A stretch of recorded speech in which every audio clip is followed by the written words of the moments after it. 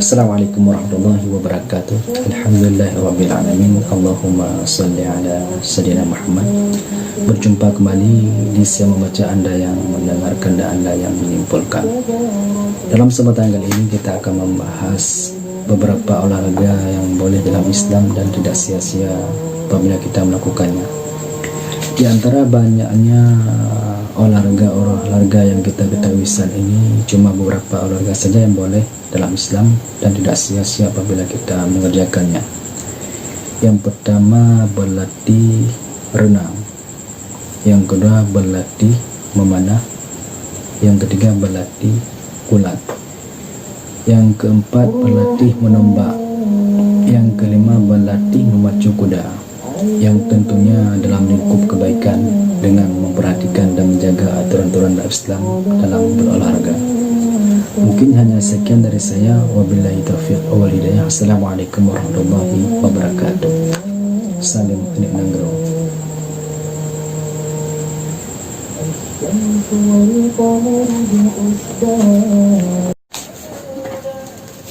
Assalamualaikum warahmatullahi wabarakatuh. Alhamdulillahirrabbilalamin. Allahumma salli ala Sayyidina Muhammad. Berjumpa kembali dalam kesempatan kali ini kita akan membahas tentang adab-adab dalam membaca Al-Quran. Untuk lebih jelasnya mari kita simak penjelasan berikut ini.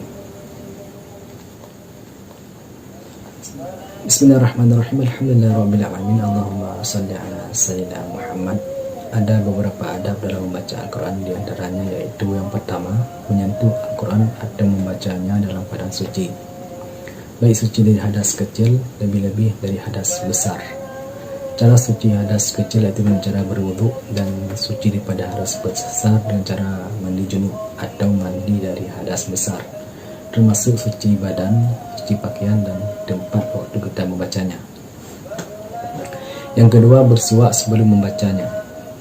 Bersuak yaitu menggunakan kayu khusus yang untuk bersuak, atau bila tiada kayu khusus siwak, boleh dengan cara memakai sikat gigi dengan niat aku bersuak sunnah karena Allah Ta'ala. Yang ketiga, menggunakan pakaian terbaik, pakaian yang bersih, yang indah waktu dipandang, karena sebagai pakaian itu yang berwarna putih. Yang keempat, menghadap kiblat, harus menghadap seperti waktu kita sholat. Yang kelima, berhenti membaca ketika menguap. Ketika menguap dianjurkan untuk berhenti sejenak agar tidak terpotong bacaan begitu saja. Yang keenam, tidak memotong bacaan dengan suatu perkataan kecuali memang ada keperluan. Sebaiknya bila ada hal tertentu seperti ada yang memanggil kita, alangkah baiknya kita berhentikan bacaan pada yang dianjurkan untuk berhenti, baru melanjutkan menyahut panggilan tersebut. Yang ketujuh, pikirannya terkonsentrasi. Jangan mulut kita yang membaca Al-Quran, tapi pikiran dan hati kita melalang buana entah kemana-mana.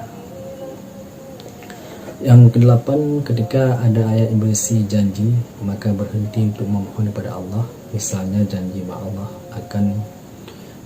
bahwa janji seperti misalkan janji bahwa orang yang taat dimasukkan ke dalam surga, maka kita memohon untuk mendapatkan rahmat surga itu dan sebagainya.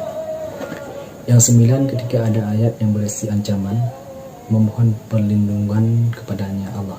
Misalnya orang yang ingkar kepada Allah akan dimasukkan ke dalam neraka. Kita memohon perlindungan kepada Allah untuk dijauhkan dari azab neraka.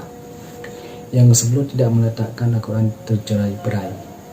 Yang ke-11, tidak meletakkan sesuatu di atasnya Al-Quran. Alangkah baiknya Al-Quran diletakkan paling atas di antara kitab-kitab dan buku-buku yang lain. Yang ke-12, tidak saling mengeras bacaan terhadap orang lain. Maksudnya jangan sampai mengganggu orang lain dengan bacaan kita dengan cara berteriak-teriak. Yang ke-13, tidak membaca Al-Quran dalam pasar, karena sebaik-baik tempat adalah masjid dan seburuk-buruk tempat adalah pasar, sebagaimana hadis Nabi. Yang 14, tidak membaca Al-Quran di tempat-tempat hiburan, misalkan tidak membaca di tempat-tempat karaoke, diskotik, dan lain sebagainya. Mungkin hanya sekian, semoga bermanfaat. Di mana ada kekurangan dan kejanggalan mohon dimaklumi karena saya juga manusia biasa. Wallahu a'lam, mungkin hanya Allah yang lebih mengetahui segala sesuatu. Wabillahi taufiq wal hidayah. Assalamualaikum warahmatullahi wabarakatuh. Salim Ani Nanggau.